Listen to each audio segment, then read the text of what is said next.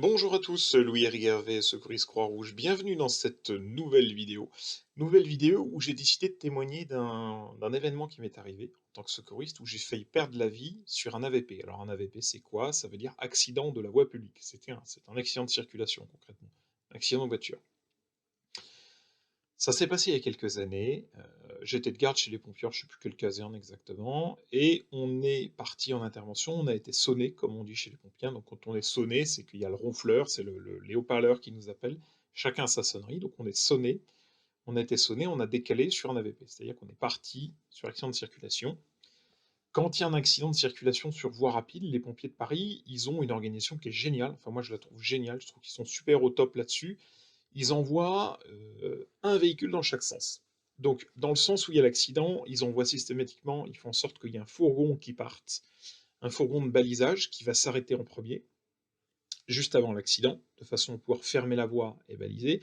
Et ils envoient dans l'autre sens, généralement, un VSAV, ou un PS, enfin voilà, un engin qui est capable de gérer le secours à victime. La plupart du temps, c'est un VSAV, qui, lui, va passer devant l'accident, faire demi-tour et revenir. Pourquoi on envoie un véhicule dans chaque sens? Puisque si jamais l'accident, au moment de l'appel, il est mal signalé, il n'est pas au bon point kilométrique, ou il est après, ça permet de prévenir, ça permet de faire en sorte qu'il y ait un des véhicules qui puisse se présenter dessus, et surtout, comme les deux véhicules rentrent en amont de chaque côté, ils sont à peu près sûrs de croiser l'accident. Il faut savoir que des fois, des gens ne savent pas donner les adresses, donc voilà, ils donnent les mauvaises infos, ils donnent pas le bon point kilométrique ou pas la bonne autoroute, ça arrive hein, des fois.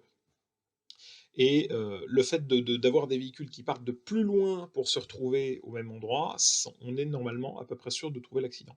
L'autre avantage aussi que les pompiers de Paris ont mis en place, c'est que dès qu'il y a un accident sur voie rapide, que ce soit le périph' ou les différentes autoroutes qu'on peut trouver en dehors de l'Île-de-France, pardon, en Île-de-France, eh ben, ils préviennent le PCCRS autoroutier, donc qui gère l'envoi des véhicules de balisage de la DIR, anciennement la DDE, donc DIR, je sais plus ce que ça veut dire, Direction interdépartementale des routes, je crois, c'est ça.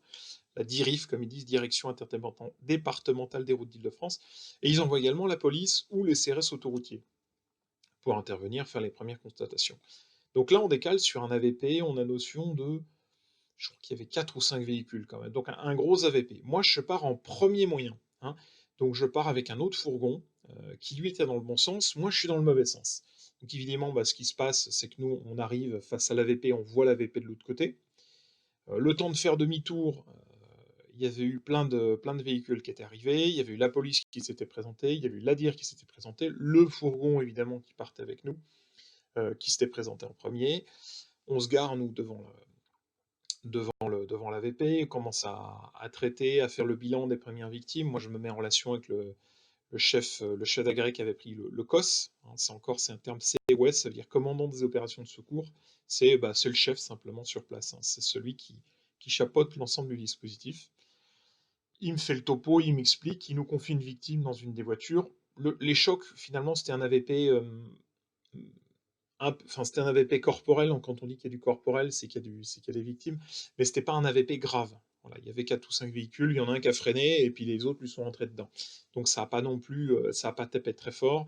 Et puis aujourd'hui, que les voitures sont suffisamment sécurisées, il y a des airbags, il y a des ceintures, il y a des carrosseries qui encaissent les chocs, donc les victimes allaient bien, au premier bilan, du moins.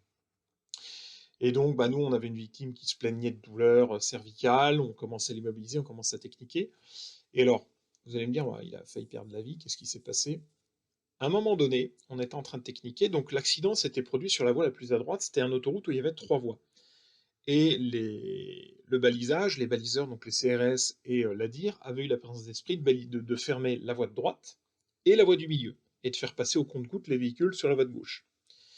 Ce qui est très intelligent. Et à un moment donné, donc on s'apprêtait à sortir la victime, donc il faut imaginer la voiture avec les portes ouvertes, et on sort sur le côté, donc on sort carrément sur la voie du milieu, hein, pour, voilà, avec la victime sur le brancard, enfin sur le plan dur, etc., pour aller la mettre ensuite sur notre brancard.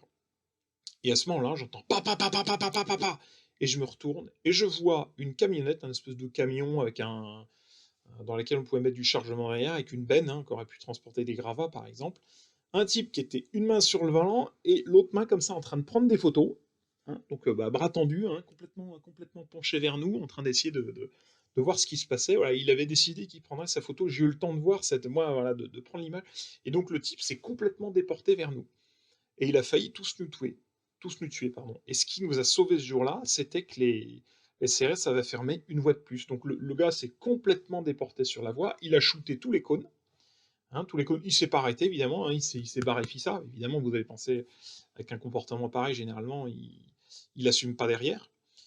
Voilà, tout ça pour dire que c'est des choses qui peuvent arriver et je vais profiter de cette vidéo pour dire, si jamais vous êtes conducteur, hein, je pense qu'il y en a beaucoup, il y en a sûrement qui regarderont cette vidéo, faites hyper gaffe. Quand il y a des accidents, je sais qu'on est tenté de regarder, je sais qu'on a envie de voir ce qui se passe. C'est humain, c'est normal, je comprends. Pensez, faites gaffe, ça peut freiner devant, vous pouvez vous prendre le mec. L'idée, nous, quand on intervient sur une voie rapide, particulièrement sur une voie rapide, c'est d'éviter le suraccident. Et j'en profite au passage pour saluer ceux qui interviennent souvent sur les voies rapides, les équipes, les patrouilleurs autoroutiers, les patrouilleurs de la DIR, qui eux se mettent en danger tous les jours. Et des fois, on est sur des autoroutes où il n'y a que 2 voies, hein, une de chaque côté, et on peut fermer qu'une seule voie. Donc on n'a pas de marge de sécurité. Encore plus, donc les conducteurs, faites gaffe. Quand vous avez un véhicule qui est arrêté, quand vous avez un véhicule en panne, quand vous voyez des gyrophares bleu, orange, on s'en fout de la couleur, vert, jaune, tout ce que vous voulez. Faites gaffe, n'hésitez pas à ralentir, levez le pied, déportez-vous. Regardez plus le smartphone à ce moment-là. Je veux dire, la notification Facebook de on vous a mis un like, c'est génial, c'est cool, ou une telle m'a répondu, cool, j'ai peut-être mon plan cul pour ce soir. Ça, c'est niette, quoi.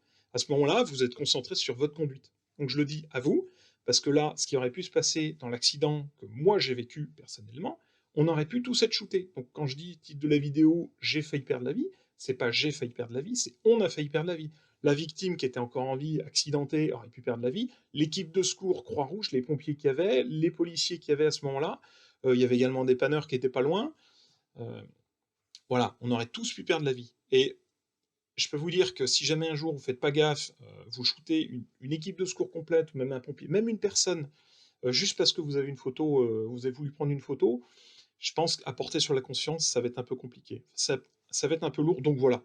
Faites pas les cons, j'en profite juste pour faire ce petit message de prévention et dire que voilà, s'il y en a qui veulent s'engager également, sachez que les accidents sur voie rapide, c'est dangereux, faut le savoir, faut en avoir conscience et faut toujours bien voilà, bien regarder aussi. Nous, les secouristes, moi je sais que je fais attention quand je me déplace côté bande d'arrêt d'urgence ou côté barrière de sécurité quand la VP est sur la gauche. Enfin, voilà, on reste toujours attentif.